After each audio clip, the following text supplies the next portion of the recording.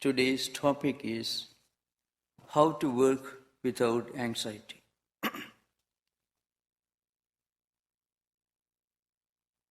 Now, anxiety is one of the most common problems that we encounter in modern world. From the humblest man or woman holding a small job or students, right up to the most powerful administrators, executives, captains of industry. All of them face this problem. Internal conflicts, often developing into compulsive obsessive disorders, anxiety neurosis, painful apprehensions, uneasiness. All these are very common. Restlessness, concern, students' education, Medicare, job insecurity. That's also a very serious problem for anxiety. In fact, if anybody in modern world is totally free from anxiety, then there is something wrong with that person. That's what the psychologist will tell you. I have no problem at all. Which means you have a very serious problem.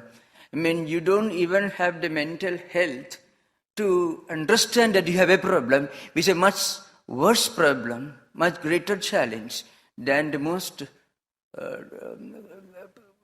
complicated form of anxiety neurosis. So, total absence of anxiety itself is a serious pathological, psychological problem in the eyes of modern psychology and psychologists.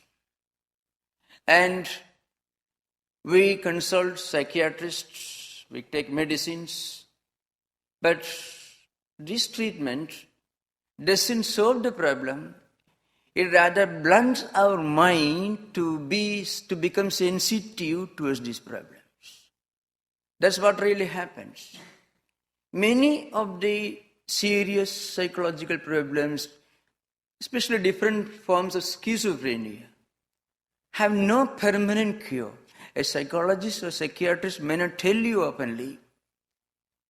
We postpone the problem, or our ability to feel the problem is reduced, medically reduced, which means the problem is not solved, the problem is postponed.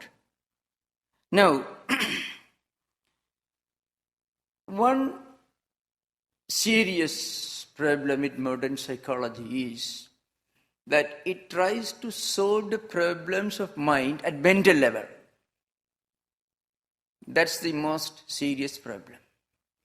Problems of the mind cannot be solved at mental level. At mental level, we can postpone, as I said earlier, our ability, our sensitivity to problem is blunted. These problems can be solved only if we can link the mind to something that is beyond mind. Mind should be linked to something that is beyond mind. In other words, permanent solutions can be found only in spiritual life. There is an interesting episode in one of the case studies involving the well-known author of Modern Man in Search of a Soul, Jung. He was not what you call a conventional believer in God. But then he found that certain problems, for example, compulsive obsessive disorder, well, a very perverted idiotically misinterpreted concept of perfectionism. You go on doing certain things because you want to do it perfectly. Again, and this in its more ludicrous manifestation you find in washing mania. Of course, this is a very, very common serious problem. People who feel that their hands are dirty, some bacteria, right, going on washing hands, never leaving the tap, or checking the door whether it's locked properly or not. So Jung says in one of his case studies, he asked that person to pray to God. Well, if the door is not locked properly, don't worry about robbers breaking into your home because God will take care of you. Or maybe apply to the other case, a person who keeps washing his hands properly, going on washing his hands. Very often people in olden days, you find some old books, you find they could never leave the pond or river because they want to take bath again and again. It's a manifestation of washing mania, extended, perverted to a most ludicrous level. Well, suppose you ask the person, well, you pray to God, even if there is bacteria, He will take care of you. Now, this is a very concrete, simple example, may not be fully acceptable to modern professional psychiatrists because they have to depend upon the pharmaceutical lobby and their dictations. It's a different matter. Now, coming right to the problem of anxiety, as I said earlier, the problems of the mind can never be solved at mental level. Because mind, according to Vedanta, that's what I'm going to talk about, problems of anxiety in the light of Vedanta. Now, according to Vedanta, mind is a very relative phenomenon. Mind is not an absolute entity. Mind is as relative as this world. And nothing in this relative can be perfect. The relativity itself implies change, a degree of imperfection. Something really which can never be actually perfect. Well, we may take proper care of this body, do exercise, eat the best food, dress in the most expensive clothes, but what is within our body, nothing very spectacular, nothing very remarkable. Because anything that is in our body, when it comes out, we would like to, and if you touch it, we would have to wash your hands. That's the reality. To give just examining this point is stressed in one of Shankaracharya's stotras. In a very graphic way, Shankaracharya says, after all, what is this human body? It's not a very happy, not pleasant truth when we listen to it, because we do exercise to keep it perfect. We eat food to keep it healthy. We dress well to give it a good look. But then Shankaracharya says, it's nothing but just a skin bag in which there are many not so wonderful things accumulated, which you would rather not like to see outside of the skin bag. It doesn't mean that we must ignore body, not at all. No. Not that we should be indifferent, that we should be totally callous or negligent towards the needs or towards the requirements of this body system. In ancient Indian medical science, there is a dictum, Sharira Madhyam Khalu Dharma Sadhanam. This is the dictum which ancient Indian medical scientists, doctors, Ayurveda, you may have heard, naturopathy, they often repeat, Sharira Madhyam Khalu Dharma Sadhanam. This body is the prime instrument for you to practice dharma, to practice values of life, the supreme value of life, dharma and moksha. Going back to its origin, I shall just tell you the background of this dictum. There is a great deep message behind it. This verse comes in one of ancient Sanskrit dramas, Kumara Sambhavam. That is the story of a mythological, of a god, deity, written in Sanskrit by Kalidasa around 2nd century AD. Kumara Sambhavam. It has been translated into almost all important world languages. His first translation into German took place in 18th century. And great Indologists of Europe who studied, beginning with Schopenhauer, many others, Max Muller and others, they were all steeped in the works of this great Indian playwright and poet who lived in 2nd century AD, named Kalidasa. He is the author of some of the most sublime poetical works. Labhigyani Shagudalam, Malavigagnimitram. One of his most wonderful poetical works is Kumara Sambhavam. Now, there is a verse, Abhikriyartham sulabham samit kusam jalanibisnani vidhikshamanite abhisvashaktya tabasi pravartase shariramadyam khalu dharma sadhanam. This is the verse. Now, I was quoting that dictum from Ayurvedic physicians. This body, sharira means body, is a prime instrument in your hands with which you have to travel, you have to undertake the journey of spiritual life. In that respect, in that aspect, this body is very important. But not by itself. So, I am coming down to the subject. Most of our problems of mind are related to one serious problem. We allow the body to dictate to the mind. We make the mind the servant, the slave of the body. We don't allow our own sense of being to go beyond the bodily level. In fact, that deeper message is implied in this famous Sanskrit verse. The background is this. A great spiritual seeker, the Divine Mother, she wanted to marry Lord Shiva, who was the god of renunciation. So, not from a worldly point of view, she wanted to realize Shiva, and her method of worship was she wanted to meditate,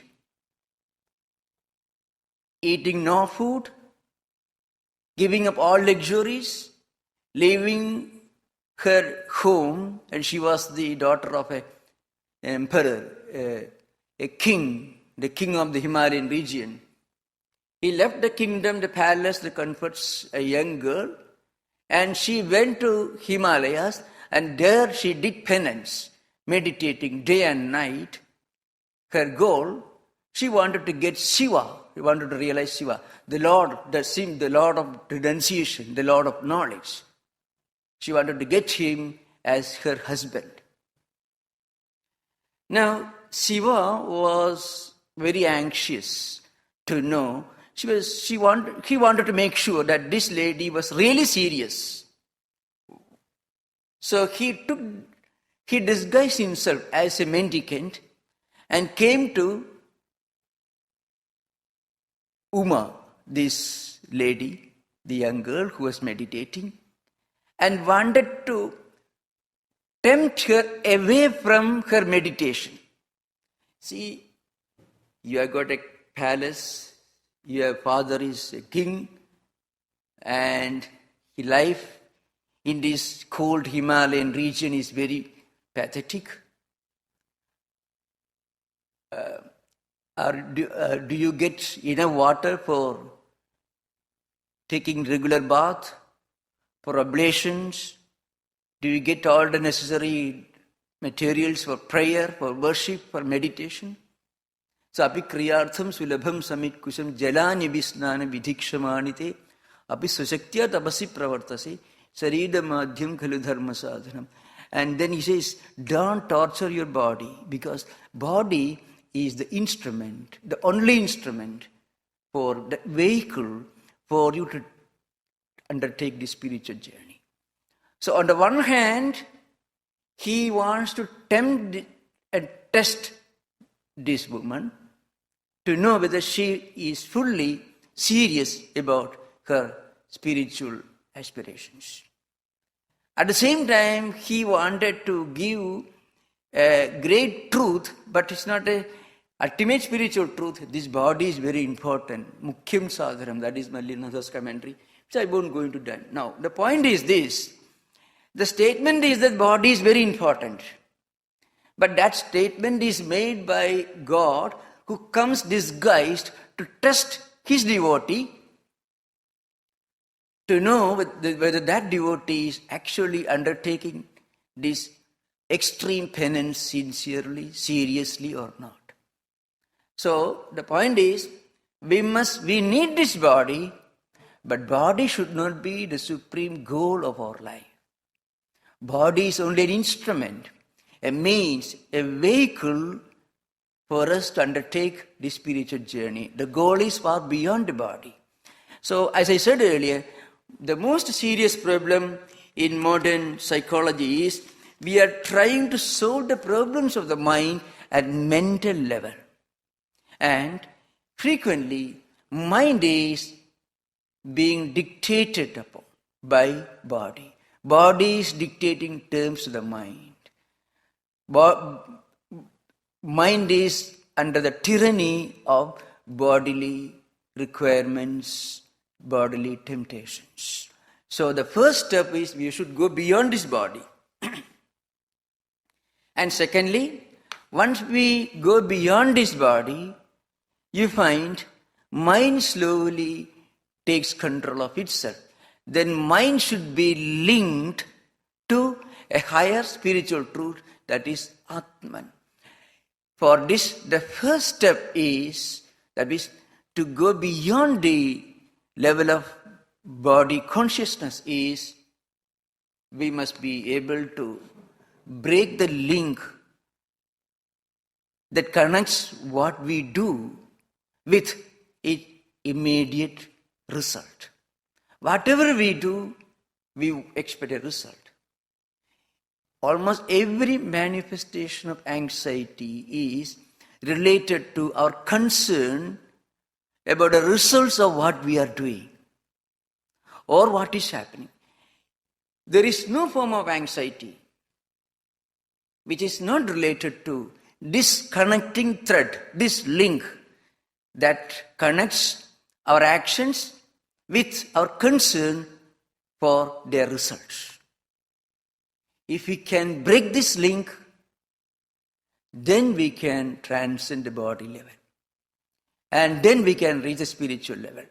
And once this link is broken, the mind gets attached, linked to a higher superconscious reality, which in Vedanta is called Atman. So, how to do this? That's the main question. For that, Vedanta gives one reason. We cannot be indifferent to the results of actions. That's true.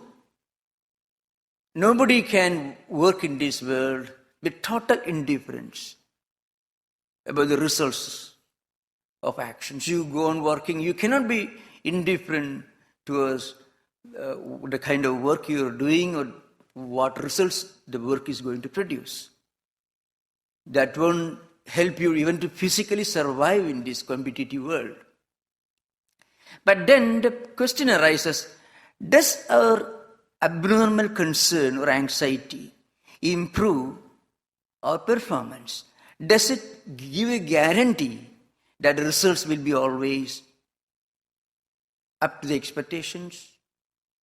Anxiety doesn't improve the quality of work. And therefore, anxiety doesn't improve the quality of the end result either. Then what's the use of anxiety? Being anxious. It's like you bought a train which is running at 100 miles an hour, but you want to go 150 miles an hour. If you run up and down in the same train, you won't be traveling more than 100 miles an hour. Because the speed of the train is all that you can travel at, not higher than that. So unnecessary anxiety, apprehension about the results of what we are doing is not no better than running in up and down in a train, trying to reach faster than the train. It never happens. Now, here Vedanta gives one solution. It comes in the 12th chapter of the Gita, 10th verse, where the teacher of Gita gives one solution to this problem. Abhyasepi asamarthosi mattarma paramo bhava madartham abhikarmani kurvan siddhim avapsyasi. In the 11th verse, atha edadabi ashaktosi kartum madhyogam asidaha sarva karma phalatyagam tadakkuru yadatmavan. In the 10th verse, one solution is given. Do work. You be busy in your office for 12 hours of the day. But then, whenever the mind gets anxious, when it shows signs of an abnormal concern, apprehension, painful concern for what is good, what would happen, whether my job is secure or not, then don't neglect your work, but counter this problem of painful apprehension with a counter thought. The thought is, well, I am doing God's work, so God will take care of me. It is not easy, but we have to pay a price for everything. If somebody says, I don't believe in God, I don't believe in anything, then you can have as much anxiety neurosis as possible, and high hypertension, diabetes, and all the associated things. We have to pay price for mental health. And the price we have to pay for mental health is we have to link the mind to something higher than the mind. You read any books on psychology. Most of the very serious problems of human mind have no solution, permanent solution. Please remember, this adjective is very important, permanent solution at the mental level. Because the solution is not exactly related to the physical mechanism of the body or the still indescribable, inexplicable mechanism called the mind. The problem is our attitude. Attitude can change the way mind reacts, the mind functions. So that's why Jung told a patient, you pray to God so that there will be no bacteria in your hands. A patient suffering from washing mania, got rid of his problem. Perhaps he was a very devout Catholic, maybe growing up somewhere. It happened perhaps in France, not in Germany.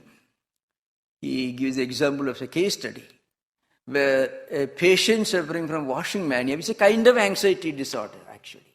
It's a compulsive, one form of what they used to call in olden times, the COD, the compulsive obsessive disorder. So you pray to God. So you wash well, and then when the mind tells you, wash it again, because in compulsive obsessive problem, in many cases the patient knows that he is doing something extremely stupid and meaningless, useless. But he cannot get out of it. That's why it is compulsion. The patient knows that he is doing something totally irrational. If the patient did not know that he was doing something irrational, you can get him out of it by explaining to him. But the patient knows, but he cannot, for peace of mind, for avoiding conflicts, he has to keep it doing it. So there is no other problem. So you pray to God so that if there is bacteria or dirt or filth in your hands, there will be no problem for you. This applies to many other problems also. So there you find actually mind is linked to something that goes beyond mind. That's why he said, even if there is no God, we have to invent a God for the sake of psychological health. But we should not pray to God thinking we are inventing Him, then there will be no effect.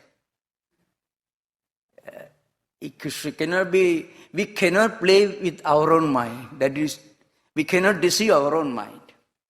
That it will be disastrous. So we should have a sincere faith in a supreme reality that goes beyond mind. And Vedanta gives a very, very simple, if a person can believe in it, very simple. If he cannot believe in it, then impossible. That is why matkarma paramo bhava. Do your work to the best of your ability. And if you do your work to the best of your ability, the work will certainly produce its expected result. In fact, a person who has no anxiety problem, no concern for the results, will be able to focus his whole mental energy on what he or she is doing, and naturally the result will be much better than doing work with a lot of anxiety with him. So every action produces its result, no doubt about it. But the problem is we worry about the result, and our worrying or anxiety, being anxious about the result, doesn't qualitatively change the type of result that is going to come. Anxiety doesn't improve the quality of the result. Then why should we be anxious? So anxiety is a waste of time and energy. So Lord Krishna says, Matkarama paramo bhava. Do your work. But it is my work. But God is not going to take the paycheck. You don't have to worry about it. Lord Krishna is not going to claim the paycheck which is issued to your name. But mentally keep in your mind that you are doing this work for God's sake. So in both ways, it is a win-win situation for all of us. The next verse gives a further elaboration of this psychological technique. Atha etadabhyashaktosi kartum madhyokamasidha sarva karma phalatyagam tata kuriyatatmavan. This is the 11th verse of the 12th chapter of the Gita. Here, Krishna, the great psychologist, he comes down to the level of people who cannot even do their work, thinking that the work they are doing is God's work. So in such a case, that person can do whatever work he or she is doing, but mentally break the link that connects the work with its result. Because it is this link, this thread, that connects the work you are doing with its result, that becomes the cause of painful concern, irrational apprehension, anxiety and anxiety neurosis, all related problems. So for that he says, sarva karma phalatyaga. It's mentioned here, if you read a translation, you are likely to misunderstand. The literal meaning is sarva mean giving up all the results of your work. That's what is mentioned. But in actual practice, it means giving up all concern about the result of your work. Giving up concern, anxiety about the result of the work doesn't bring down the quality of the result. It only reduces anxiety neurosis, apprehension, it brings down to the BP, and it may prevent the aggravation of diabetic problems. That's a very, very interesting solution that you find in Vedanta. When this ideal of breaking the link that connects what we do with too much concern about the results of our actions, this ideal can be raised to a much higher level. When we reach such a level, what happens? Then we can keep doing work. We can live in this world without any concern. And at a higher level, Bhagavad Gita says, you must evolve in your own interpretation of your own personality. And this naturally happens. To begin with, we may believe we are this physical body. So long as we live at a physical level, there is no solution for anxiety. That is a fact. No permanent solution. Solution may be there. Medication, counseling, prolonged treatment could reduce the intensity, can postpone the aggravation of much more serious complications, but cannot be permanently solved. That's why I said earlier, psychological problems can never be solved at psychological level. Psychological problems can be solved only at the superconscious or spiritual level. The psyche or mind should be linked to the spirit, the Atman. Spirit, he means Atman. Now, there is another important verse in the Gita, which comes in the 4th chapter, 18th verse. Karmani akarmaya pasyet, akarmani cha karmayaka, sa buddhiman manusheshu, sa yukta krishna karma krita. Now, here there is a very an interesting description of a person who is totally free from anxiety neurosis, who can work without anxiety. Such a person's concept of freedom and independence will be totally different. Normally, we interpret freedom as freedom for the senses. And freedom for the senses actually means tyranny of the senses. If we give freedom to the senses, then we are surrendering all our rights to our senses. And then that's the end of all freedom, all independence, because the tyranny of the senses is the real culprit, is the real cause of all forms of anxiety. Senses drag the mind in all directions, and mind is at the beck and call of the senses. Mind is the servant. The senses drag the mind in all directions. When we see an object, we want it. So the senses again drag the mind towards a visual object, and mind gets attached to it, and slowly the mind cannot shake itself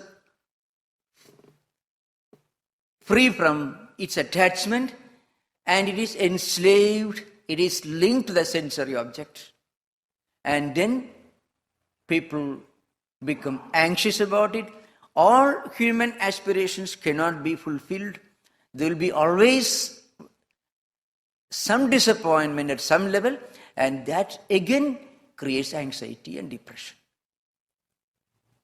So here there is a technique of sublimating our desires, sublimating the mind, sublimating our natural restlessness. Anxiety also can be sublimated. We become anxious. Instead of being anxious about a very petty small things, it really becomes anxiety neurosis. Be anxious about some higher spiritual value, that will be no anxiety. That anxiety was the special characteristic of the great spiritual personalities of the world.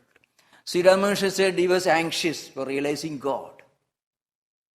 Of course, if we can liberate anxiety from the tyranny of the senses and sublimate anxiety and sublimate the natural restlessness of mind,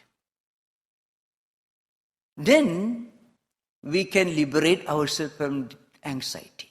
There's a higher anxiety. Anxiety for a higher spiritual goal is the real solution for the problem of anxiety. Anxiety for sensory pleasures, sensory concerns is anxiety neurosis. Anxiety for higher spiritual goals it leads to spiritual liberation. It leads to calmness, tranquility of mind. Now, here, one verse is there in the 4th chapter, 18th verse. If you read it, we may not fully understand the meaning at first. Karmani agarmaya pasyet, akarmani cha karmayeha, sa buddhiman manusheshu, sa yukta krishna karma krita. This is the verse, 18th verse of the 4th chapter. It's a definition of who is a person without any anxiety. Sa buddhiman manusheshu sa yukta, that's a Krishna karma. 3 definitions are given. A person who can see action in inaction. Inaction in action. He is the supremely intelligent, wise. He is a yogi, the real practitioner of yoga philosophy. And he is the one who does everything. This is the literal translation. Now, how can we see action in inaction? Inaction and inaction in action. Vedanta believes that we are not just this physical body or the psychological mechanism. Physical body which is subjected to all kinds of experiences, painful and happy experiences. And mind also changes its moods according to the conditions of the body. Happiness, unhappiness, misery, so on. And again this anxiety problem, which are related to body consciousness and mind consciousness. Now, Vedanta says, this body, this mind, all these are only relative outer frames of our true nature. And our true nature is that we are Atman, we are consciousness, we are the supreme reality, we are the divine spirit that is present everywhere, that by its very nature is of the nature of absolute bliss, blissfulness. So anxiety is actually an alien thing for us. It is a foreign element. Our natural character is that we are the blissful Atman. Tranquility, peace, serenity, all these are our natural characteristics because we are the Atman, we are the supreme consciousness. All other problems are unnatural, strangers, foreigners to our personality. And this Atman, its presence enables us to do different things in this world. But it is omnipresent, it is all-pervading, it is immanent, it is present everywhere. All the great spiritual teachers were those who transcended this body consciousness, this mind consciousness, and reached this level of Atman consciousness. That's why they felt this inner contentment, inner peace, inner joy. In fact, contentment is one of the great characteristics of all great spiritual teachers and spiritual seekers. You find, even if you read the autobiographical writings of the mystics of medieval times like Philokalia, or if you read Brother Lawrence, if you read the Saint Teresa of Avila, you find they were encountering problems. In many of the autobiographical writings, they are taking analysis of their own mind, but they had the feeling that they were moving towards a higher spiritual goal. They were interpreting all their experiences in the light of the higher spiritual journey. They were moving towards God. In that journey, in their evolution towards God consciousness, they had to face some problems, some difficulties. So they were not miserable. There was an element of inner contentment in all of them. It was this inner contentment that enable them to face their challenges, problems, and in some cases even persecutions that happened during the medieval times. So, this inner contentment is one supreme characteristic of a spiritual seeker. Total freedom from anxiety.